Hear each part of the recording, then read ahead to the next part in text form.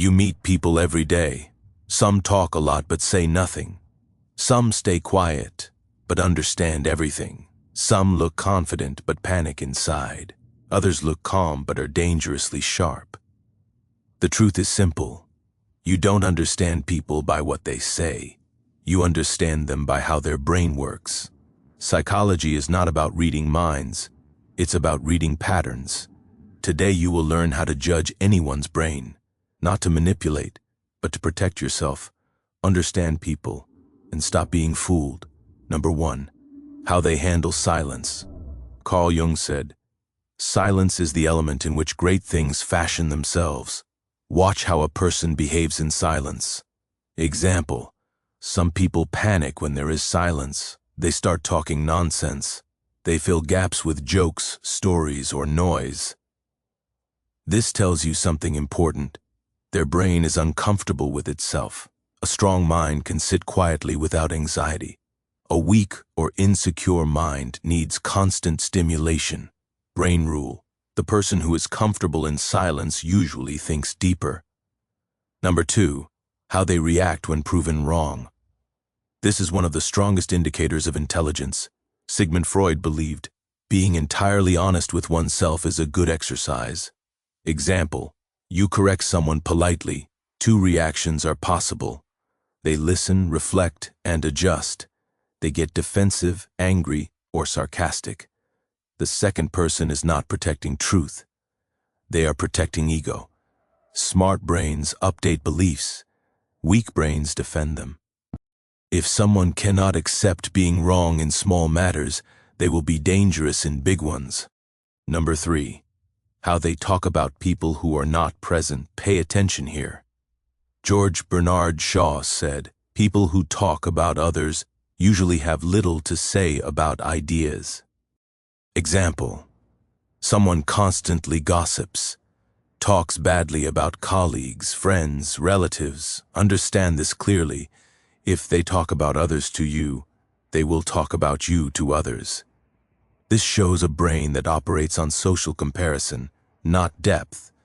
A deep brain discusses ideas. A shallow brain discusses people. Number 4, their response to stress. Stress reveals the true operating system of the brain. Example, 2 people face the same problem. One panics, blames, overreacts. The other slows down, observes, and prioritizes. The difference is not talent, it is emotional regulation. Neuroscience proves people who pause under stress use the prefrontal cortex. People who explode operate from the amygdala. Calm under pressure equal to higher brain control. Number 5, how they treat people who can't benefit them.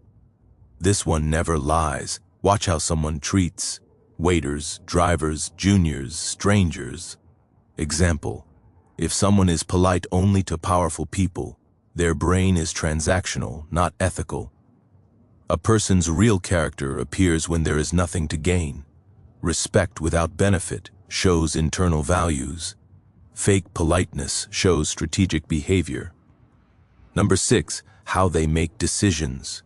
Daniel Kahneman explained, "We are not logical, we are rationalizing." Ask yourself, do they think before reacting, or do they decide emotionally and justify later? Example, impulsive decisions, constant regret, repeating the same mistakes. This reveals a brain driven by emotion, not awareness. Strong brains delay pleasure. Weak brains chase relief. Number 7, how they handle boundaries. Boundaries expose emotional maturity. Example, you say no. One person respects it. Another pushes, guilt trips, or manipulates. The second person does not lack understanding. They lack respect. A healthy brain understands limits. An unhealthy brain feels entitled. Number 8, their relationship with time. Look closely. Do they arrive late repeatedly? Do they waste hours scrolling but complain about lack of time? This is not laziness. It is poor self-management. Seneca warned, "It is not that we have a short time to live, but that we waste much of it Respect for time equal to respect for life. Number 9. How they respond to success of others. This one is brutal but honest. Example. When someone else succeeds, do they feel inspired, or bitter, sarcastic, jealous? Jealousy reveals an insecure brain that believes life is a limited resource. Secure brains believe growth is expandable. Envy shows fear. Inspiration shows confidence.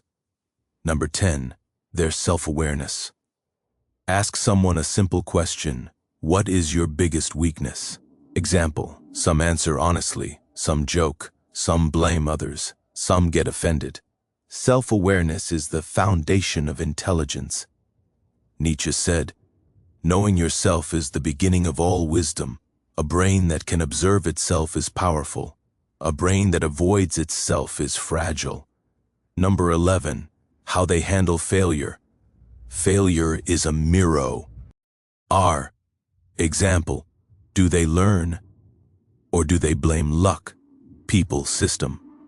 A learning brain extracts lessons. A defensive brain repeats patterns. Responsibility increases intelligence. Excuses shrink it. Number 12. How they communicate complex ideas. Albert Einstein famously said, "If you can't explain it simply, you don't understand it well enough." Example. Can they explain ideas clearly, or do they hide behind complex words? Clarity is a sign of deep understanding. Simple explanation equal to strong grasp. Confusing speech equal to shallow thinking. Number 13. How they deal with change. Change scares most people. Example. Some adapt, some resist, complain, and stay stuck. A flexible brain survives. A rigid brain breaks. Adaptability equal to intelligence in motion. Number 14. How they listen. Most people wait to speak. Few truly listen. Example. Do they interrupt, or do they absorb, pause, and respond? Listening requires mental discipline. Good listeners have stronger cognitive control. Number 15. Their inner dialogue. You can hear it if you listen. Do they constantly criticize themselves, or do they talk constructively? A brain that attacks itself will sabotage success. Inner voice shapes outer reality. Real life summary. You don't judge intelligence by degrees, money, confidence. You judge it by emotional control, self-awareness, adaptability, respect, silence, responsibility. Closing transformation message. Understanding people is power, but understanding yourself is freedom. Once you learn to read brains, you stop taking things personally. You stop trusting blindly. You stop wasting energy on the wrong people. Not everyone thinks deeply. Not everyone is self-aware, and that's okay. Your job is not to change them. Your job is to see clearly. Comment below. Which sign surprised you the most?